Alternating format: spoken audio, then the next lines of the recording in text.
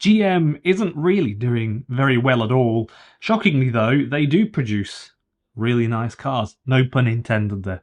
They can't seem to shift them, and I know what you'll be thinking, but generally, as much as they have been trying, the number of EVs currently unsold in North American dealership yards has risen, I think it's 342%, although people are generally saying 350, but it is actually 342% over the course of the last 12 months or so. I actually believe in the last month or so it's actually gone up even further than this, but I can't confirm that. So 92,000 EVs, pure EVs, in North America sitting in dealership yards unsold.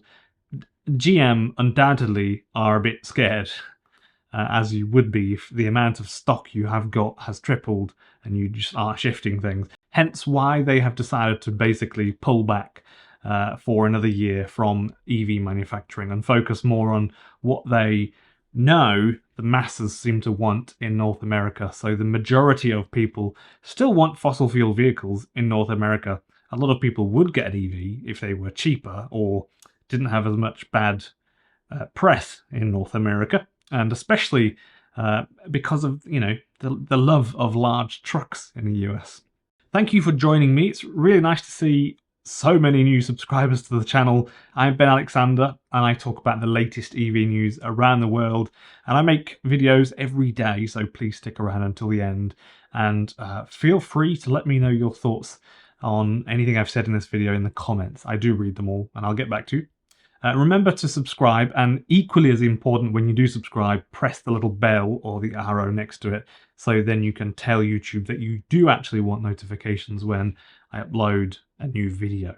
In the world of automotive manufacturing, responding to market demands is a crucial thing. It's a crucial element for success and sustainability. Recently, General Motors, a stalwart in the automotive industry, some would say, has found itself navigating this new world of EV production amidst fluctuating market demands. Depends on the month, depends on the press, and what's for sale. In various places around the world, there's some really nice cars in Europe from GM, for example, that aren't sold in the US. So General Motors announced a delay in the production of electric pickup trucks at its facility in Michigan's Orion Township, and that is extending the timeline by another year, so 12 months. This decision came as a response to a somewhat flattening demand that Ford have also been seeing. As I've mentioned a couple of times in the past, I think they're on target for selling 14% or 17%, I think it was, of what they projected this year. That's pretty bad. I mean, you'd have to try to be that bad, wouldn't you? Which might cause a few comments, me saying that, but so if you remember the Ford Focus years ago, I think it was maybe 9 years ago, some people did say that Ford made that expensive and not very good for a reason. Furthermore, a recent adjustment in production schedules reflects GM's strategy to align what they say is their manufacturing with the pace of demand. So by postponing the production, sorry if this gets confusing, at one of its Michigan-based electric pickup truck factories until late 2025, GM actually aims to keep manufacturing in sync somehow with market demand, as they put it. So this move is projected to result in a saving of $1.5 billion for the company. That's what they say, in the coming 12 months. So some people will likely say that the long-term cost is going to be greater. This is really hard to quantify, and I think we would identify this as business acumen, having your finger on the pulse. And it's a very tricky thing to do. BYD are frankly winning at that. They're really doing well.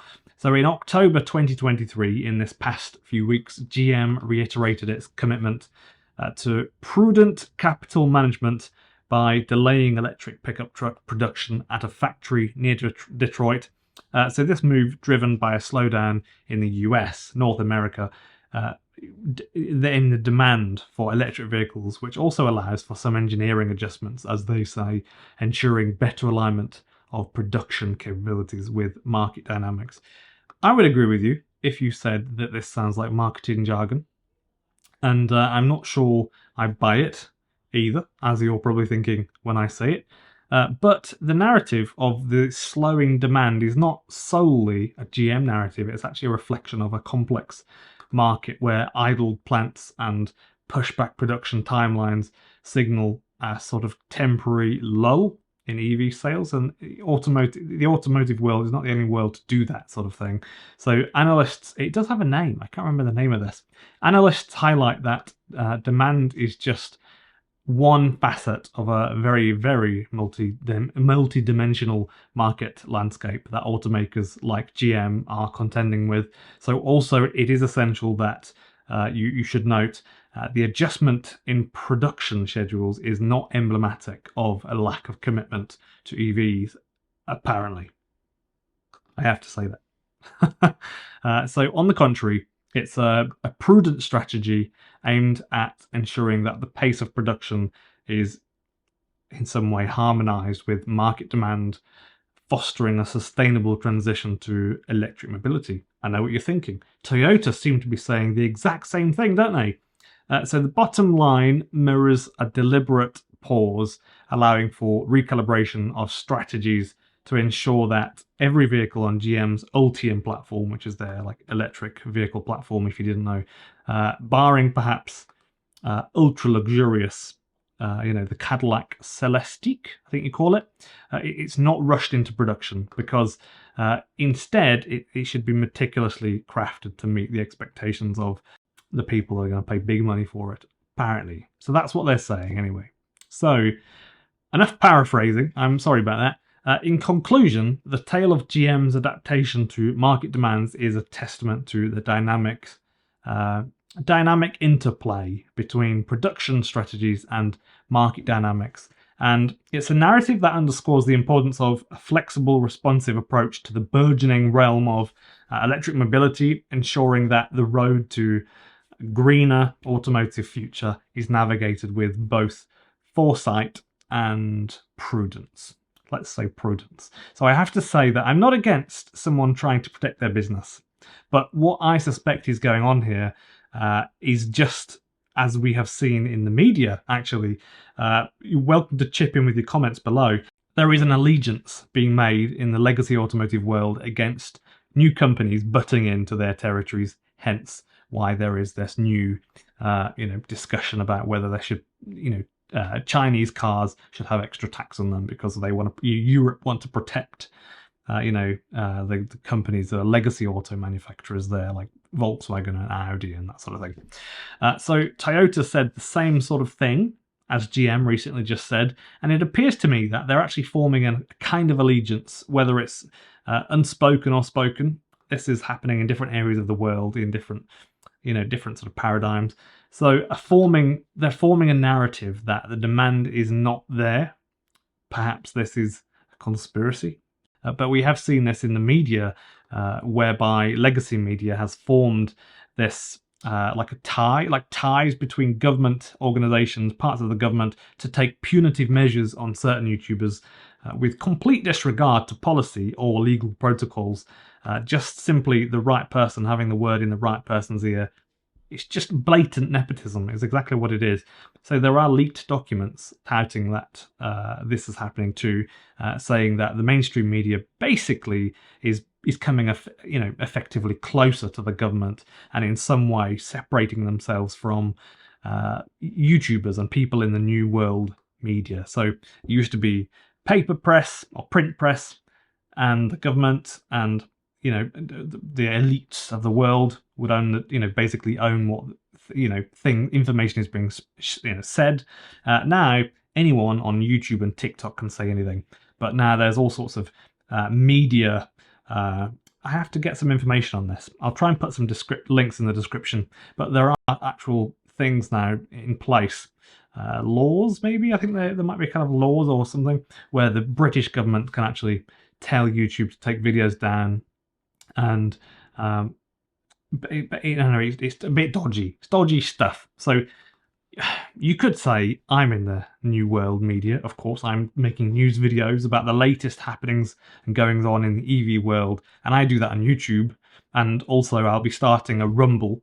If you don't know what Rumble is, it's basically like YouTube, but which it is. It's like YouTube, but a bit different. So I'll have a Rumble account in the near future. So if you use Rumble, would you let me know? Just put any old comment below and let me know if you use Rumble. I'm actually really keen to know if any of you do use it. It is getting a lot more popular, and I just think it is a good idea. So I don't need to explain to all of you how this all works. I know that there are some very clever people that watch my videos, and engineers and all sorts of really clever people. So Ford have also recently said that they are reducing prices amid concerns that people won't buy their EVs, and they've also noticed a significant buildup of unsold EVs. I don't have any numbers on that though. Tesla are also now doing the same thing, although I'm not really sure they're going to have a buildup of cars. People all over the world just want to buy Teslas, and in North America, they've been dropping their prices. Tesla, I mean, by thousands of dollars. So it all just highlights what is clear, when you think about it and you take a global perspective. It's a difficult thing what these manufacturers have to do. The world that they live in, they have to design, make, ship and sell these very large, heavy machines, and they must be coveted by thousands of people, and those thousands of people must have lots of money and a desire to buy one of these things. It's just a chain, isn't it? It's a big deal. So it begs the question, why don't we ride more e-bikes, more bikes? I understand you wouldn't want to do it at 2 o'clock in the afternoon on a Queensland sunny day, but this does make cities far less car-centric. And you often I get places almost as quickly on my e-bike in and around Brisbane, where I live at the minute, on my e-bike as I would in a car. There's very little difference, and it's far simpler way to get to the heart of the problem that the world is facing. And someone would refer to it as the green agenda. As someone that rides an e-bike on a daily basis as my default mode of transport, I can tell you that I am genuinely happier for it. And here's a picture of it too for you. I often do 40 to 60 kilometers per day on it, something like that. And if I need to, I use the car, but I just don't think I often need to. And a lot of us, that watch my videos, we're young and healthy, so we can do this. So why don't we? This month I'll keep a track on how many kilometers I ride, and I'll let you know in exactly 1 month from now on December 1st. Thank you for watching to the end. I really appreciate that. Enjoy the rest of the day, and remember to let me know any thoughts in the comments below. Good or bad, I don't really mind. I'll read them and I'll get back to you.